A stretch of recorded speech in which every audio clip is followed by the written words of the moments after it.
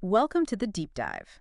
This is where we take fascinating source material, really sift through it, and pull out the insights that matter, giving you, well, a shortcut to being genuinely well-informed. That's the goal.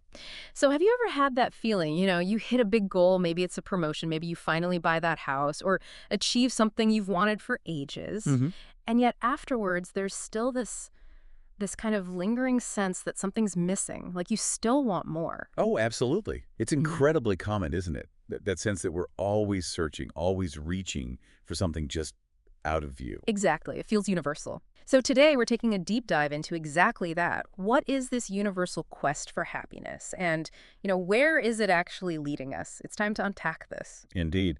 And our source material for this is really quite profound. It's called Excerpts from the Universal Quest for Eternal Happiness. Okay. And what's fascinating is how it blends these really deep philosophical ideas about, human nature, consciousness itself, with a surprisingly detailed map of how the mind works. A map of the mind. Interesting. Yeah, kind of framework. So our mission today is to pull out those key insights, the nuggets of knowledge that could genuinely shift how you understand our deepest desires, what true contentment might actually be. Sounds like quite a journey. It promises to be illuminating, definitely. Okay, so where do we begin? What makes us human, according to this source? Well, right off the bat, it sets humans apart. It Mm. consistently calls us the highest evolved beings. Highest evolved, why? Not just because of thumbs or tools, but because of something it calls our clearly reflected consciousness. Clearly reflected consciousness. What does that mean exactly? It suggests a level of self-awareness, um, a cognitive clarity that, according to the text, just isn't found elsewhere in nature. It's unique to us. And this consciousness, it gives us abilities. Big ones. The ability to distinguish between good and bad, for one, like an internal A compass. moral sense. Yes. And also the ability to find a way out Of trouble. to problem solve, essentially, to navigate complexities. It all stems from this unique consciousness. Okay, so consciousness is key. And how does that relate to happiness? Well, it leads directly to this core human drive. The source puts it plainly. No one likes to live in misery and suffering, far less human beings. Makes sense. We avoid pain. Exactly. And we don't just avoid pain, we actively seek its opposite, what the source calls a life of happiness and bliss. The ultimate goal. It seems to be. The text says everyone is in quest of happiness. In fact, it is people's nature to seek happiness. It's not learned, it's inherent, woven into us. Right. Everyone wants to be happy. We can all agree on that. But how do we typically try to find it? This is where it gets relatable, I think. Absolutely. The source talks about our first almost instinctive attempts. We're initially attracted towards physical enjoyments. Material things. Uh, Sensory stuff. Yeah, tangible things. Yeah. Immediate gratification. And this plays out very clearly in society, right? Yeah. People work tirelessly to amass wealth and try to achieve power and position to satisfy their desires for happiness. We see it everywhere. Money, status, influence. Precisely. And the source gives these great examples. Think of someone with, say, $100. Are they content? Rarely they want 1,000. And then a million, 10 million. It's this ladder, right? Always striving for the next rung, never quite reaching a place of, okay, this is enough. It's a cycle. A seemingly endless one. Or think about power. The source describes district leaders wanting provincial control, then national leadership. And Even then, there creeps in a desire for world leadership. It paints this picture of a relentless, escalating pursuit with no apparent endpoint, like trying to fill a leaky bucket. or maybe a bottomless one. Hmm. And this brings us to why these pursuits ultimately fail, according to the source. Okay, why don't wealth and power bring lasting happiness? Because, as the text states, mere acquisition of wealth, power, and position does not satisfy a person. The reason's fundamental. Which is? The acquisition of something limited only creates the want for more, and the quest for happiness finds no end. Our desire, you see, is limitless. Ah, so the desire is infinite, but the things we chase are finite. Exactly. The text says, the hunger for possessing is unending. It is limitless and infinite. So no matter how grand the achievement, immense wealth, global power, it fails to set at rest people's unlimited quest for happiness. Because it's still limited compared to the desire. Precisely, and the core problem. The world itself is finite and cannot provide infinite objects. It's a fundamental mismatch. You could own the whole planet. Even then, the source says owning the entire globe would not secure anything of an infinite and permanent character. The finite simply cannot satisfy the infinite. Wow. So that's a pretty stark conclusion about worldly pursuits. It really puts things in perspective. It does. So if the finite world can't deliver, what can? This leads to the big question, doesn't it? The central point of this whole thing. Absolutely. The source poses it directly. What then is that infinite, eternal thing which will provide everlasting happiness? If it's not out there in the world, where is it? And the answer given is unequivocal. The cosmic entity alone is infinite and eternal. It alone is limitless. The cosmic entity. Yes. Therefore, the text concludes, the eternal longing of human beings for happiness can only be satiated by realization of the infinite. So realization, not A acquisition. crucial difference, because so worldly things are finite. Chasing them just creates more longing. Only realizing the infinite, the cosmic entity, can truly satisfy that deep, boundless urge. And this urge for happiness, the source says, is actually what? A disguised longing for this cosmic entity. That's exactly it. Behind the surface desire for happiness, wealth, or power is a hidden, deeper longing for attainment of the cosmic entity. This, the source argues, is our true nature, our dharma. Dharma. That word comes up a lot. What does it mean here specifically? The source clarifies it signifies property, or you could Okay. say nature, characteristic. Like fire's nature is to burn. Perfect example. Fire's dharma is burning. Similarly, it argues, the dharma, the fundamental nature of a human being, is to seek this cosmic entity, this infinite. It's our inherent direction, even if we get sidetracked by finite things. That reframes everything. Our restlessness isn't necessarily a flaw. It's our nature pointing towards something bigger. A profound perspective, isn't it? Truly. So if our true nature, our dharma, is this quest for the infinite, let's dig deeper into human nature itself. The source mentions we evolved from animals, right? And this gives us two aspects. Correct. It highlights two sides, the animal aspect and the conscious aspect. And remember, it's that clearly reflected consciousness that really distinguishes us. Okay, so the animal aspect. What does that entail? It gives us that leaning towards animal life or physical enjoyment. It pulls us towards, eating, drinking, and gratification of other physical desires, basic survival, physical pleasure. The instinctual drive. Exactly. And the key difference the source points out is that animals are generally satisfied with these limited enjoyments. Why? Because their urge is not infinite. They don't have that limitless desire we were just talking about. Right. The example given is vivid. Offer an animal a huge amount of food, it takes what it needs, and ignores the rest. There's a natural limit. But humans, we're different. Humans will certainly act differently, the text says. Even if the initial impulse comes from that animal aspect, our clearly reflected consciousness changes the game entirely. So, That consciousness is the source of the infinite nature of the human urge for absolute happiness. It's why those finite physical pleasures, power, position, however grand, feel transitory. They just can't satisfy that infinite longing ignited by consciousness. so consciousness wants the infinite, while the animal aspect wants immediate, finite pleasure. That sounds like conflict. Precisely. The source calls it a constant duel in humans between their animality and rationality. A duel, I like that. Yeah, the animal side pulls them towards instant earthly joys, the immediate stuff. But consciousness, knowing these won't truly satisfy, draws them towards the cosmic entity, the infinite. And this struggle is central to being human. Absolutely central. If those worldly joys were infinite, maybe they'd work, but they're not. Hence, the fleeting glory of temporal joys can never secure a lasting peace in the human mind. It's this constant tension. So, given this internal duel, what's the takeaway? What should we do? Well, the imperative is clear. We need to use our consciousness. Since consciousness alone differentiates human beings from animals, the source states it's imperative for human beings to make use of their consciousness. It's not optional, it's essential to being truly human. It's presented as our defining responsibility, and there are consequences for not using it. Oh. What happens if we ignore our consciousness?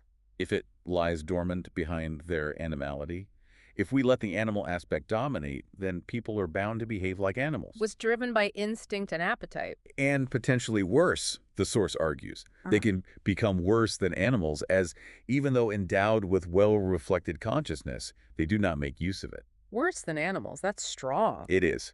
The text says such individuals do not deserve the status of human beings. They are animals in human form. It's a stark warning about neglecting our unique potential. Because the true nature, the dharma of consciousness, is what again? To seek for the infinite or realize the cosmic entity. That's its purpose. So only those who actively use their consciousness for this purpose. Only those who make use of their consciousness and follow its dictates deserve to be called human beings. They're fulfilling their dharma, their inherent drive to search for the infinite or cosmic entity. And this is where real happiness lies. According to the source, yes. Real happiness comes only when they can attain the cosmic entity or get into the process of attaining it. Consciousness simply isn't interested in finite earthly joys because they don't ultimately satisfy it. So the ultimate human dharma is this realization of the infinite. To realize the infinite or the cosmic entity in order to enjoy eternal happiness and bliss, it's about aligning our actions and awareness with our deepest, truest nature. Okay, that's a powerful framework for understanding our desires and purpose. But it brings up practical questions about how we function moment to moment. How do we perceive the world? We tend to think our senses, our physical organs, the source calls them indriyas, do the work, right? My eyes see, my ears hear. That's the common assumption. But the source says this is not actually so. Really?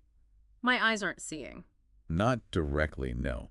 It argues the mind is what does the work, and the indriyas are merely the instruments through which the work is executed. So the eyes are like cameras, and the mind is the one watching the feed. That's a good analogy. Actions, perceptions, they originate in the mind and are just expressed or received through the indriyas. The mind sees through the eyes, hears through the ears. Okay, give me an example. The text uses looking at a book. It's not just your eyes focusing, it's the mind which visualizes the book with the help of the eyes. The mind is the visualizer. Exactly. And if the mind isn't engaged, the eyes don't see. Think about someone unconscious, maybe under anesthesia, Their eyes might be open. wide open, looking right at the book. But they can't see it. Why? Because the contact with the mind is suspended.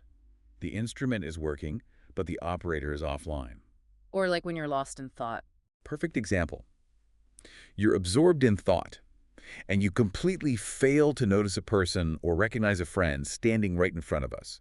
Your eyes are open, functioning, but the mind isn't using them at that moment. Right, the mind's attention is elsewhere. Okay, that makes sense. The mind is the real actor.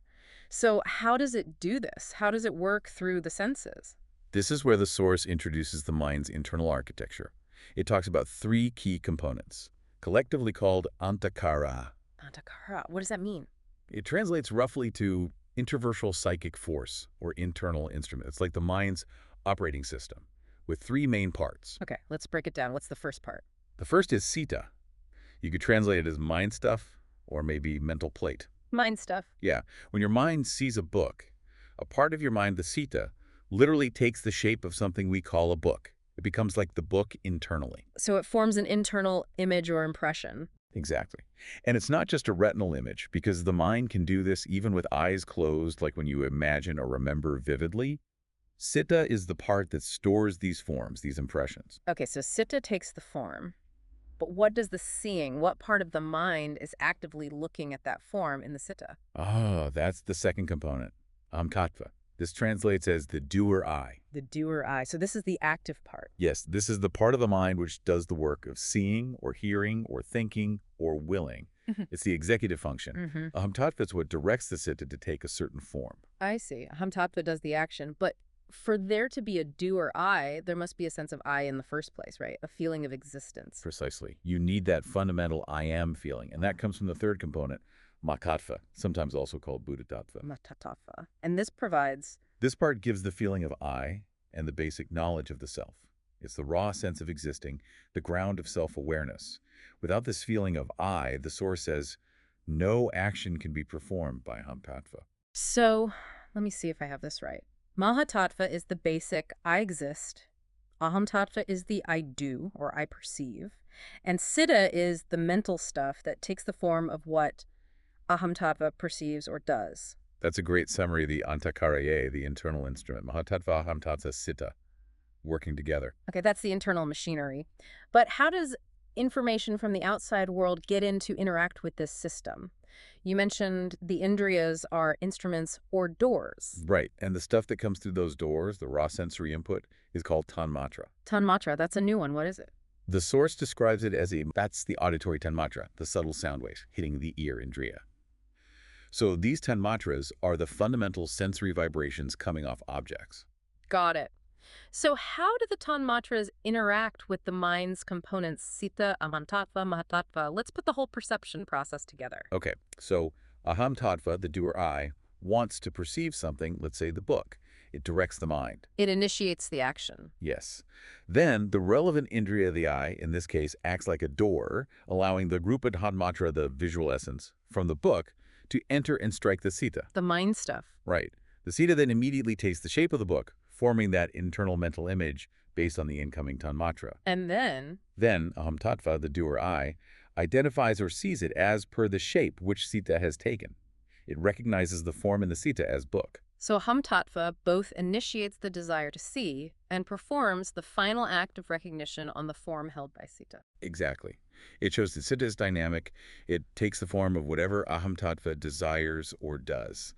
The mind is actively constructing perception, not just passively receiving. This is incredibly detailed. We've got the mind structure, Mahatattva, Aham Tattva, Sita.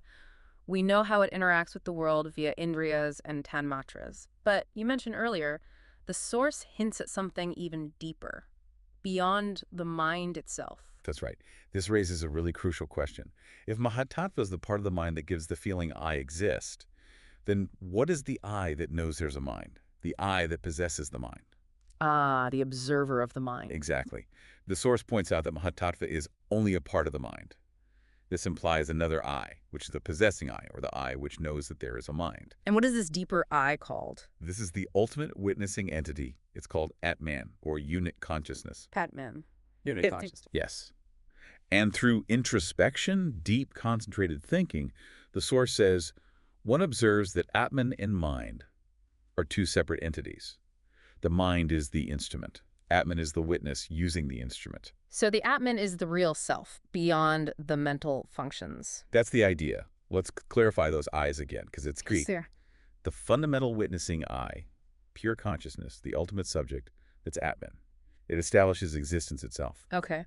Then the I within the mind that gives the feeling I exist, that self-awareness, is mahatattva. Right. And the I within the mind that works, that sees the book, the doer I, that's aham tattva. Atman Mahatva Amkatva. A hierarchy of awareness and action. A very useful way to think about it. And the essential nature of Atman, the source says it is only consciousness, pure awareness. Just consciousness. And critically, without consciousness, existence is not possible. This means mahatattva, the feeling of I exist, cannot exist without Atman, or unit consciousness. Atman is the absolute foundation. Okay, this is where my brain starts to bend a little. If Atman is only pure consciousness, without qualities or actions, how does it end up manifesting as these different parts of the mind that do have functions, like mahatattva, I exist, and aham tattva, I do? Excellent question. It seems contradictory, right? Pure consciousness somehow giving rise to function. Yeah, where do the functions, the qualities come from? The source says Atman must also have a quality or be associated with some other factor that allows it to manifest in these ways. It doesn't just happen on its own. And this other factor is? This is where prakti comes in. That which gives this quality to Atman is called prakriti. Prakti. What is that exactly? It's described as the entity which controls natural phenomena. But importantly, it's not nature or quality itself. It's the principle or the force that gives qualities and allows manifestation. Can you elaborate? The fire example, maybe? Yes. Fire burns. That's its quality, its nature. But the source asks, what's the underlying principle or entity that gives fire its burning quality? That underlying principle is analogous to prakriti. Prakriti is the principle that gives unit consciousness, Atman, the ability to manifest with apparent qualities and functions, like the mind. So prakriti is like a cosmic force or principle that acts on consciousness. Acts on, or perhaps with, consciousness. It's described as a unique force, a principle. Okay, but whose principle is it? Where does prakriti come from? Is it separate from consciousness? No, the source is clear. Prakriti is the principle of Purusha. Purusha here means the supreme consciousness, the cosmic entity, Atman on the cosmic scale. So prakriti is inherent within the supreme consciousness. Exactly. She must exist within Purusha. Unit consciousness, Atman, and its associated prakriti are fundamentally inseparable, like the two sides of a sheet of paper. Two sides of the same coin. Precisely. And prakriti's fundamental function, to continually create different forms by her influence over consciousness, it's the dynamic, creative energy paired with pure awareness. And how does prakriti create these forms, like the parts of the mind? Does it have its own components? It operates through three fundamental forces or principles called the guhas. The guhas. Okay, what are they? There are three: Sattva guha, Raja guha, and Tamo guha. Sattva, Raja, Tamo. Right. Let's take them one by one. Sattva guna. Sattva guha is the sentient principle. Think purity, clarity, luminosity, balance. It influences Atman, unit consciousness, causing it to manifest as Mahatattva or Buddhatattva. So sattva leads to the I exist feeling, that clear reflection of being. Exactly. It allows consciousness to become aware of itself as an individual entity. Okay. Next, Rajugu. Rajuguna is the mutative principle. Think activity, dynamism, energy, passion, change. It influences Mahatattva, the I exist feeling. And what does that do? It gives Mahatattva the additional ability to perform an action. This transforms it into Ahantattva, the doer I. So Rajas adds the element of action and will to the sense of existence. Precisely. Yeah, Takes the static awareness and makes it dynamic, capable of doing. got it. And the third one, Tamogua. Tamogua is the static principle. Think inertia, darkness, resistance, stability, form. It influences Ahamtattva, the doer I. How does inertia influence the doer I? It causes Ahamtattva to take up the mental image of the result of its action. Basically, it allows the active I to solidify its perceptions or intentions into concrete mental forms. This is how Sita, the mind stuff, comes into being. So Tamas provides the substance or the form for the mind's contents, binding the action of Abtattva into a mental object in Sita. That's a good way to put it. Tamas gives definition and form to the dynamic energy of Rajas acting on the pure awareness reflected by Sattva. Wow. Okay. So what does this intricate dance of Adaman, Prakti, and the Guhas ultimately mean? It reveals this incredible logical flow. It is only unit consciousness which, under the influence of the different principles of its prakti, gradually manifests itself as Sita, and as a result of this, mind comes into being. So the mind isn't separate, it is consciousness, just conditioned or manifested through Prakti and the Guhas. Exactly. The mind cannot be formed without the presence of Atman or unit consciousness. It's all rooted in that fundamental awareness. Okay, this model of the mind arising from unit consciousness, Atman, influenced by Prakti, it exists in each of us, right? The source says the mind exists in every individual. Correct. So it logically follows that Atman, this unit consciousness, is also present in every individual. Yes, that's the direct implication. But there are innumerable individuals in this universe. So does that mean there are countless separate Atmans, countless individual unit consciousnesses floating around? That's the apparent conclusion, isn't it? Many individuals, many Atmans. But this is where the source makes its most profound unifying leap. What's the leap? It states that the collective name for all these Atmans or unit consciousnesses is Paramatman, Bhumakatanya, Brahma, or Bhagavan. Whoa. So all the individual units together form one larger whole. Precisely. It uses analogies. Just as 12 units make a dozen, the collective name for a very large number of soldiers is an army. The collective name for all the unit consciousnesses is Paramatman, Bhumakatanya, or Bhagavan. So Bhagavan, or Paramatman, isn't some separate being. It's the sum total of all individual consciousness. Exactly. And the source stresses this point, making an important clarification. Which is? The name Bhagavan should not be construed as a mighty human figure with powerful hands and feet. It's warning against anthropomorphizing this concept. Right. It's not a person like God up in the sky. Yeah. It is the collection of all our Atmans. The text suggests the closest English word for Atman is soul. So Bhagavan could be called universal consciousness or universal soul. The ocean of consciousness, and we are the drops. A classic analogy, and it fits well here. It's the unified field encompassing all individual points of awareness. So this whole exploration confirms that this ultimate reality, this universal consciousness, does exist. That's the conclusion drawn. This shows that Bhagavan does exist, and that it exists as Paramatman, or universal soul, Bhumakatanya, or cosmic consciousness, or Brahma, the eternal blessedness. And this is the infinite, the eternal thing that our deep, unrelenting quest for happiness has been pointing towards all along. That's the grand unification, the end point of that inherent human dharma. Hashtag tag outro. Wow, what an absolutely incredible journey through this text. We started with that nagging feeling, that universal human longing for more, for happiness, and saw why chasing finite things like wealth and power inevitably leaves us unsatisfied. Because the hunger is infinite, but the objects are limited. Exactly. Then we dove into that internal conflict, the duel between our basic animal drives for fleeting pleasure and our consciousness yearning for something permanent, something infinite. The animality versus rationality Oh, struggle. right. And then the really intricate part, mapping the mind. We unpack Sita, the mind stuff, Hamtakva, the doer I, and Mahatatva, the I exist feeling. Understanding how perception actually works through the Indriyas and Tanmatras. And crucially, discovering that the mind itself isn't fundamental. It arises from Atman, the unit consciousness, the pure witness within. Shaped and brought into manifestation by that cosmic principle Prakriti and its forces, the three guhas, Sattva, Rajas, and Tamas. And finally, the stunning conclusion.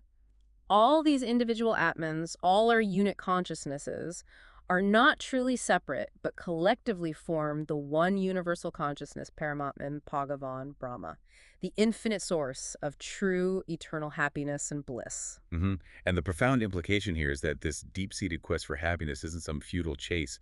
It's actually our dharma, our inherent nature, guiding us back towards realizing our connection to this infinite, this universal consciousness. It changes how you see desire, doesn't it? It's not just about getting things, but about aligning with this deeper reality. It really reframes the entire human project, you could say. Yeah. Fulfillment comes not from endless external seeking, but from internal realization and alignment. Which leaves us, and you, our listener, with a really powerful thought to maybe chew on. If our deepest, most persistent desires, that feeling of never being quite satisfied, are actually, as the source suggests, a veiled longing for the infinite, for universal consciousness itself? A homing signal, in a way. Yeah, a homing signal. Then maybe the most important journey isn't outwards, constantly trying to grab more from the world. Maybe the most profound journey is inwards, to discover, to realize this connection within ourselves. What might that look like in your own daily life? How might recognizing that longing as a call towards the infinite change things for you?